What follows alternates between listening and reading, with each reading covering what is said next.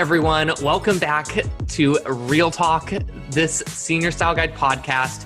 Happy Monday morning. Hope you guys have your cup of coffee just like I do.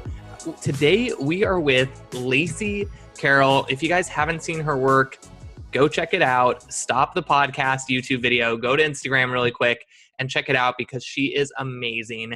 Lacey is based in the Sacramento, California area and is a high school senior photographer who also does a little bit of studio and editorial and commercial work on the side. So she's kind of super well-rounded, and you probably recognize her for her amazing, incredible studio imagery. She has been in business for definitely enough time for her to have some struggles, which we're going to dive into in this episode, and then just talk about her creative process and kind of where she draws creativity and all that fun stuff. So super excited to have her on here today. So welcome, Lacey. Thank you so much for having me, Sean. So let's get started out. For those listeners and viewers who don't know you, give that rundown about who you are, what you do, all of that good stuff. Sure. So I have been in business full-time since 2013. I dabbled in college and a little bit after college, and I went full swing in 2013. I started off shooting everything. I think everybody does that, families and seniors and things like that. And I found that I really, really loved the senior aspect of it. And I loved the fashion aspect of senior photography and the fact that I could start styling them. And it was very important to me to kind of put it out there that I was able to encourage these girls who are transitioning into adulthood and making them feel like $1 million bucks. So from there, some people saw my senior imagery and started hiring me for some campaigns for clothing. And when I started doing more studio stuff, I transitioned into editorial and some makeup photography as well. Very cool. And we were talking about this a little bit kind of before the cameras went live, but you actually got a degree in the kind of the hard sciences from college. And then you had mentioned that you really didn't think photography could carry you. Yes. What did that conversation with yourself look like? So in high school, I actually, believe it or not, took a photography class, but it was the old school darkroom stuff. And I didn't do too well. I think it was because my teacher wanted a more straightforward approach and I wanted to do some weird stuff and it wasn't about that. So I actually didn't get a great grade and I thought, well, there's no way, because my dream back then was to do like National Geographic and stuff like that. So I went into college with that kind of tossed aside. And I started doing environmental science, and I still dabbled with photography, but just hobbyist. And I just thought, there's no way. It's kind of like acting or any other creative outlet. It's pretty difficult to make that transition and think you can sustain yourself and not just be a working artist where you're barely making it through. So I think that was an important part of my conversation with myself, was that I thought, okay, I should go for something more practical and maybe do this on the side for fun. But eventually I started doing more and more families and some events and things like that. So it kind of transitioned that people started paying me, and then I realized, okay, well, I kind of need to start a side business, and then eventually it went full blown. So that's awesome. Yeah. Was it that initial grade that you got where it was kind of that, almost like that setback in high school that really deterred you from photography? I would say that was a big part of it. I'm not going to say his name, but that teacher was very straightforward, and I put, like, I don't know if you've ever developed in a dark room before, but I liked developing and like putting mesh over the developer and stuff like that. So, or over the light, just to like play around. And he just was not into that. He was like, this is not how you do it. So I think, at 16 or whatever I was at the time, or maybe younger. I think it was freshman year, actually. So I was 14. I just didn't have the faculties available to say, no, I know what I'm doing. I know what I like. When you're 14, you just listen to whoever's in charge and kind of go that way. So it did discourage me a bit, but I still picked up the camera.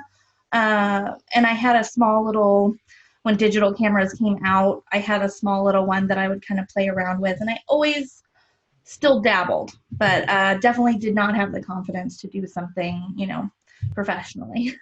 How did you work to overcome that? Where if it's something that you really enjoy and that you're passionate about, sometimes those external factors can really influence you. So what did you do, or how did you overcome somebody being like, this isn't how you do it, you're doing it wrong, Yeah. we're not giving you a good grade, or we're not passing you, or what have you?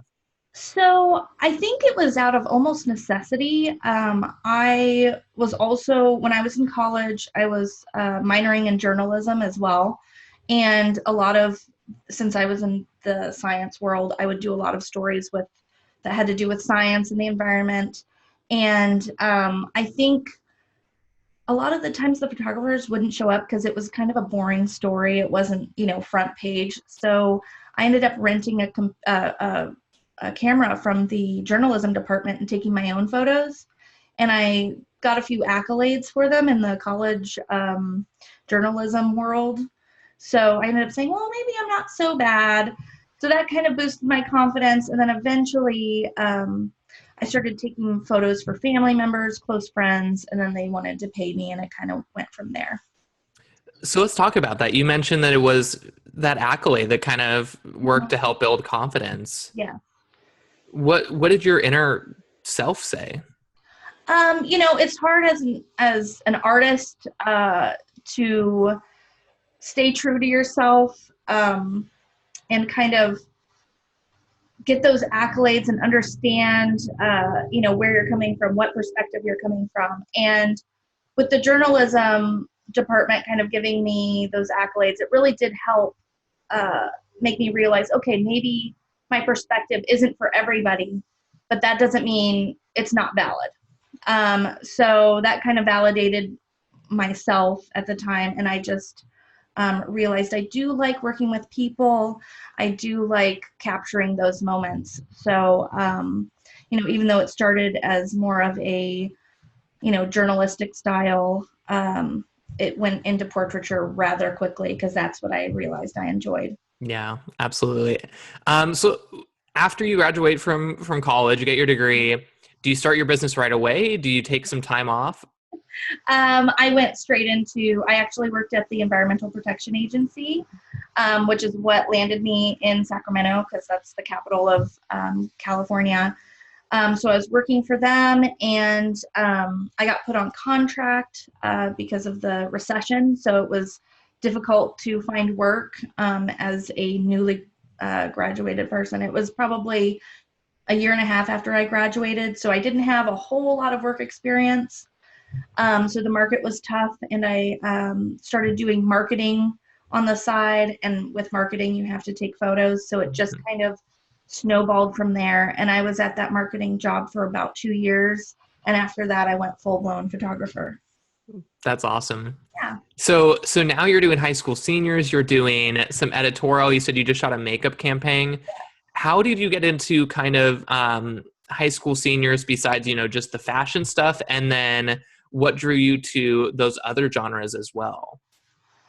So I actually just started advertising on social media, and I built my website, and I had a couple of, I have some teenagers in my family that they weren't seniors yet. But I said, let me just kind of practice and see what I want to do. I didn't style them at all at first, just because, you just show up with what you show up with. And we kind of did that. I don't want to call it cliche, but the white dress in the field kind of look, which is awesome. I love it. It's beautiful. But I think that's where everyone kind of starts off, and it's easy to shoot. So I suggested to them, hey, get a pretty white dress. So they went and got a dress, and we kind of started that way. And then from there, I just kind of started getting, people saw those photos, they really liked those photos, and a couple of local girls. I didn't reach out at that time because I didn't know how to start a, senior team. I didn't know any of that. I was like, just shooting, yay, that kind of stuff. So, and I was more focused on family photography, but, a couple of the families that I shot had teenagers, and it just kind of built from there. And it was coming in almost easy at first. I probably maybe the first year I had, I want to say 50 seniors. Oh, wow. Okay. And I didn't know how that happened because later it didn't come that easy. I think it was because I got this family that was very involved with the community, and they were very involved with their church, and they owned a gym in the area. So they just knew a ton of people, and they loved what I did with their daughter. And since she had a lot of friends, it kind of snowballed. However, that kind of spoiled me a little bit because I didn't realize the next year it was a struggle. I think I had 13 seniors, and that was with a lot of work. I think it spoiled me a little because I thought, oh, this is easy. I'm going to, I'll just put it out there and they just come. And that's not the truth at all. I know, as a senior photographer, it's difficult as an adult to find where you fit in with marketing to these teenagers. How do I put my stuff in front of them? How do they see it? How do they know I exist? That can be kind of difficult. And if you aren't really marketing yourself and really trying hard, it doesn't happen. It just doesn't happen. So, yeah. Well, let's talk about that struggle then. You go from 50. Next year, you're at 13. Yeah. That's a huge drop off, especially if that's income you're relying on. And it's hard not to take it personally too, where all of a sudden you have 50 seniors wanting to book you. And then you're like, down to a dozen. So what was one of the things that you struggled with the most when that happened? I definitely, went back and forth with, is this for me? Am I supposed to be doing this? Why aren't they rebooking? I didn't really realize, once the seniors leave, they're not there anymore. So they're not influencing, the juniors, the sophomores, the freshmen. So I didn't even think about that, my first year of full-time business. It was just like, oh, well, it's going to happen.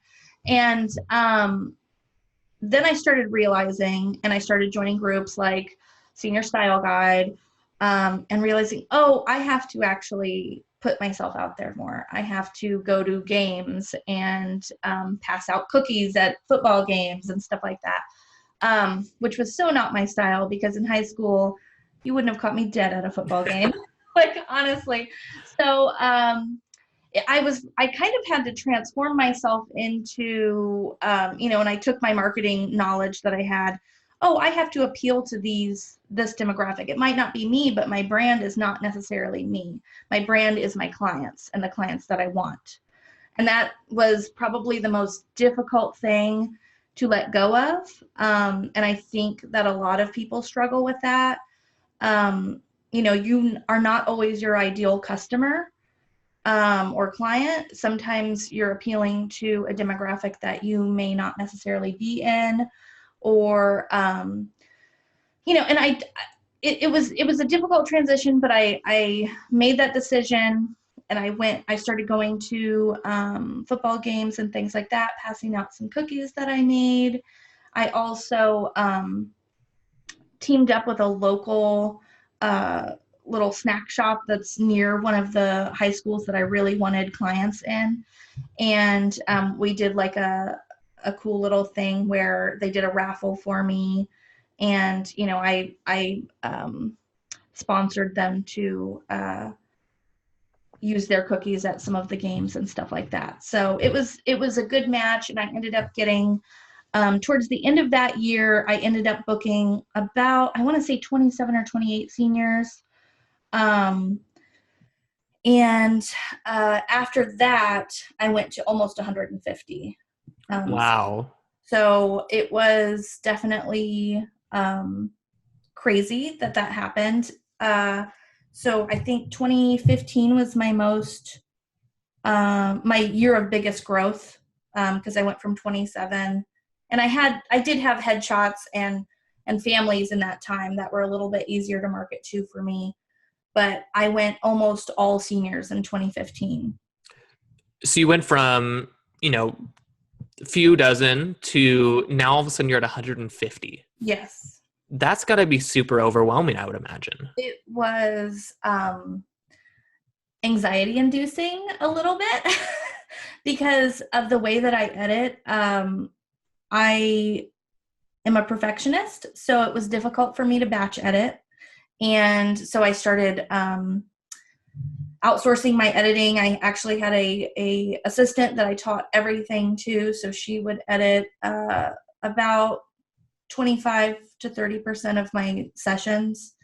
So that was definitely kind of the overwhelming year. And at the end of that year, I had another struggle. I lost both of my parents and my grandmother within about 7 or 8 months. So I went from 150 seniors back to about 50 because I had to take care of my parents' business, their affairs. I had to take on some foster children that they were taking care of. So it went from, it went back and forth, back and forth. So 2016, again, was a year of readjusting, rebuilding, and figuring out, can I do 150 seniors a year? And the answer for me personally was no. And I realized that. So I went to about 50, and then I started doing more and more headshots because they required less of my time. And I do maybe 7 or 8 larger brand campaigns per year, which take up a lot of time. Mm-hmm. So it ended up, I kind of found my balance in 2016 and 2017 of where I wanted to be for seniors.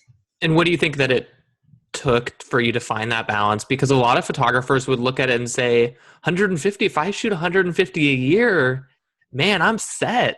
Yeah. But really, in reality, I think that you and I both know that it's not a good business model to have. No, it wasn't. It was so overwhelming. I felt like I had no time to myself. If you do the math, there's only 52 weeks in a year. Mm-hmm. So I was shooting multiple clients per week, and I had no time to edit, no time to market. It was just, I couldn't even recall 2015 if I tried, honestly, because I still had a few family portraits that I was doing, and I still had some other clients, and I was shooting weddings, which I'll never do again, but You and I both.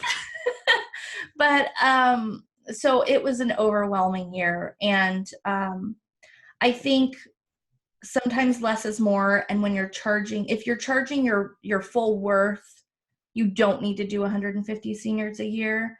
For me, that sweet spot is, between 50 and 70. 70 would be probably my max. And right now I'm hopefully going to do about 50 this year. So, yeah. So you mentioned kind of seeing your worth in terms of pricing, number of clients you're taking on. Yeah. So, yeah. So let's talk about that journey as a photographer, because a lot of people, that if they price themselves low, no problem selling out their calendar. And then there's that kind of transition period where you bump up your prices to, you're like, I would love to only charge $200 or whatever it is for a disc of images, but I'd have to shoot 800 sessions to really make a dent and after taxes and time and all that stuff. So what does that transition for you look like? Because I'm assuming you went through it. You didn't just start, where you are now. Absolutely not. So, I probably started where everyone else was, where you were very much undercharging yourself. And if you actually did the cost of doing business, you would say, oh, I'm paying people to shoot them because at this point I'm making negative money. I think in 2015 I was doing okay. I was mid-market. I wasn't making as much as I wanted to, and I was running myself ragged.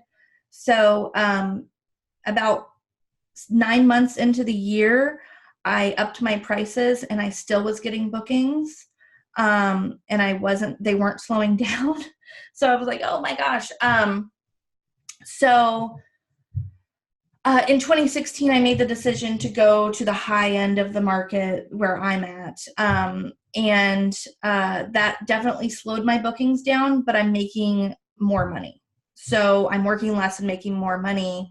That just makes sense to me. That means that I have a better work-life balance and I'm able to feed my family and, so it ended up being a positive thing, but it was definitely scary. I'm not going to lie. It's, when you go from, charging $300 to $400 for a session, to $1,000 for a session, people tend to, not be happy about that.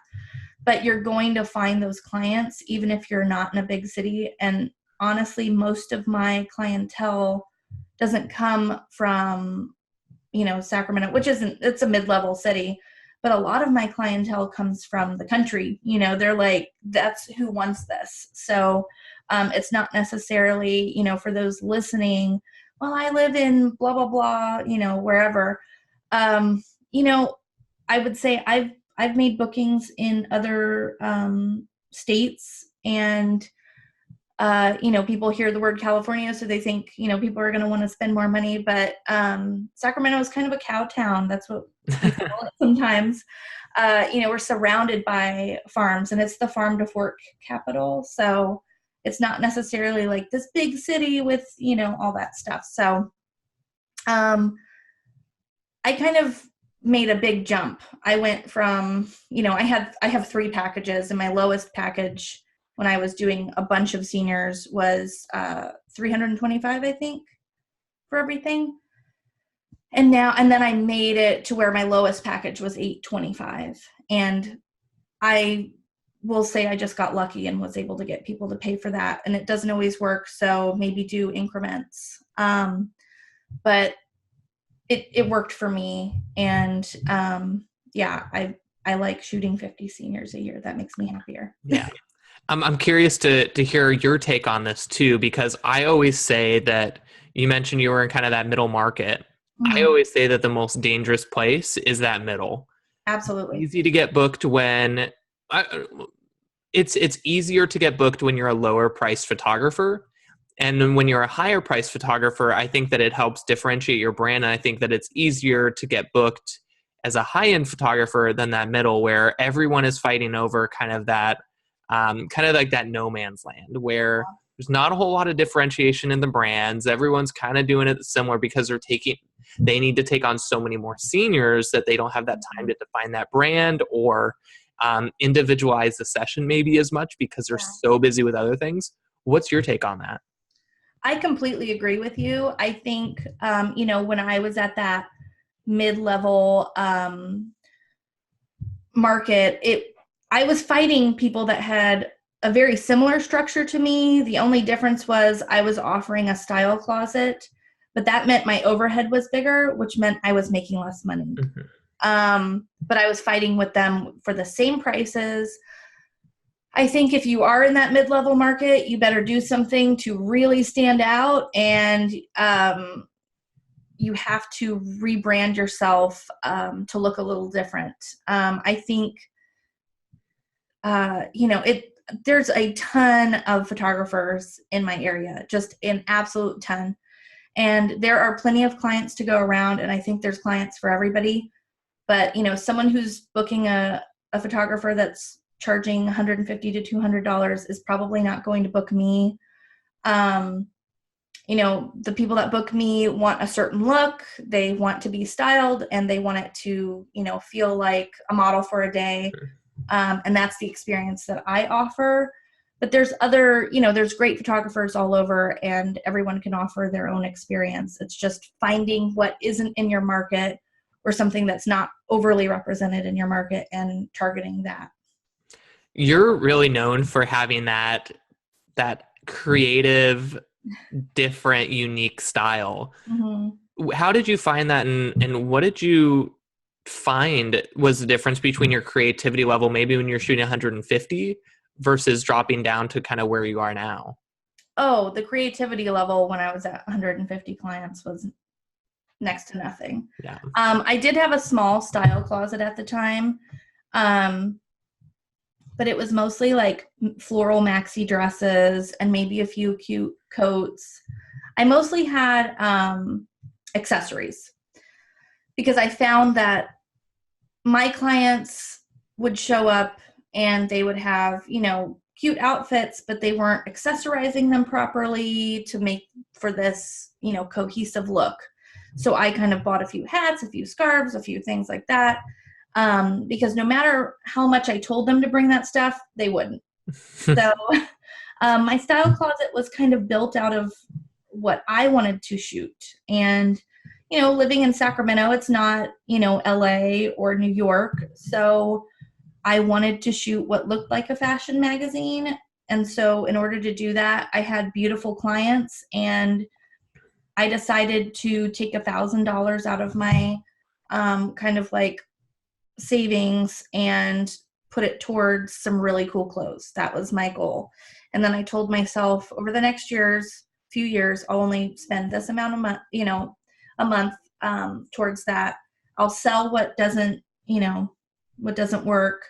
And so I kind of started doing that, and it made me to decide to get more creative. So when I had more time, I could have my clients come in before the session and try on some clothes. We could see what they liked. They brought their own clothes as well, and we kind of meshed that together. And I think my first like fully styled shoot was when it kind of clicked. Okay, this is exactly what everyone else is not offering in my area. And this is what I can do to stand out. So slowly but surely, I started getting those clients that wanted that magazine ad look, and they really went for it. So it was exciting. Yeah. How do you stay inspired? Oh gosh. Well, sometimes I won't lie. Sometimes I'm not inspired. Sometimes, you just want to like curl up and say, I quit. That happens sometimes. And I think with a creative mind, it's natural to kind of have those highs and lows. But I'm always looking at magazine ads, and I'm looking at stuff overseas as well. I think what they're doing in places like Russia and Switzerland and stuff like that, if you look, I think that's what's coming next over here, which I know that the US is supposed to be like the trendsetter, but sometimes in photography it's not, and in fashion it's not.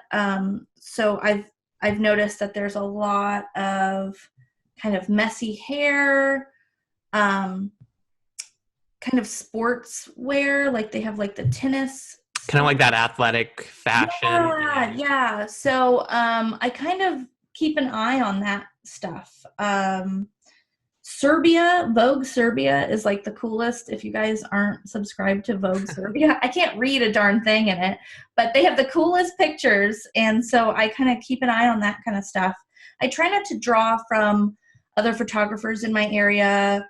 It's not that I follow them, and I try to, but I try to kind of ignore all of that, just so I can keep myself fresh. And that, if by some chance we have something that crosses over, that so be it.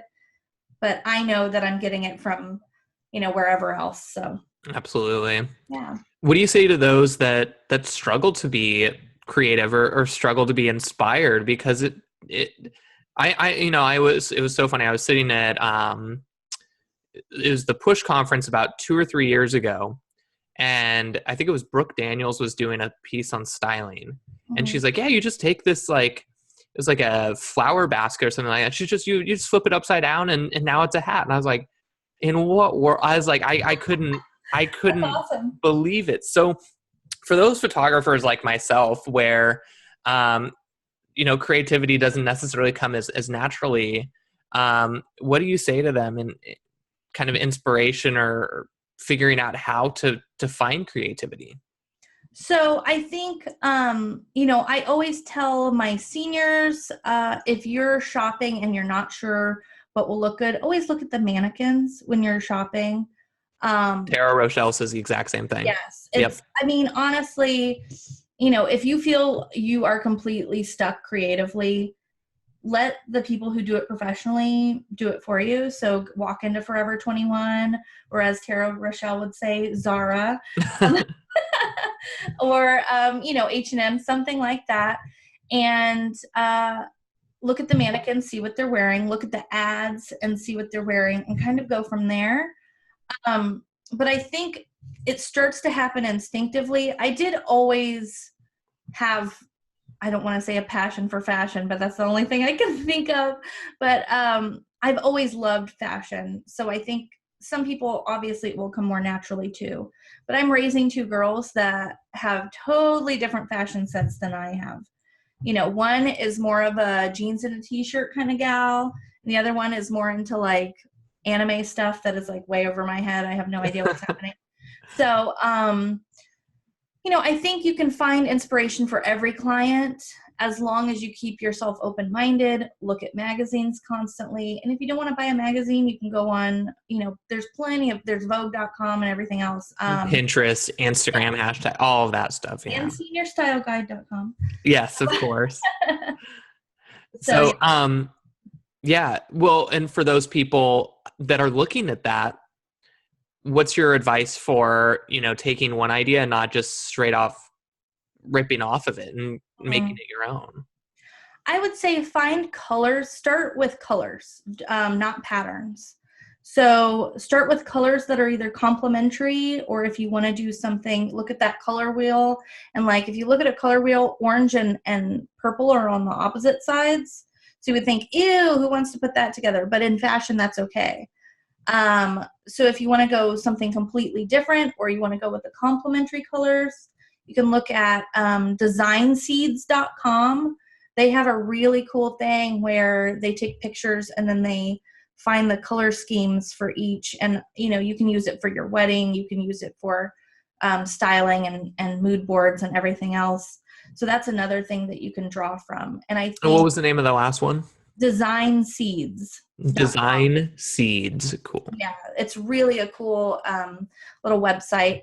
So I think something like that would help someone who, isn't necessarily fashion minded. But also, colors and then silhouettes and then patterns. So I think those are the most important in order. So, definitely keep that in mind. When it comes to silhouettes, you obviously want to go with something more flattering. So keeping something that has the waist drawn in is usually good. Mm-hmm. And makes everyone look taller. That's usually I know my clients struggle with that, where they're like, oh, this dress is super cute. And you're like, yeah, but if any wind catches that, you're going to look like a parachute, honey. Like, yeah it's not going to be great. Yeah. So. It's definitely, not an ideal, it's hard to find the ideal silhouettes when stuff that's in fashion right now isn't necessarily the most form flattering.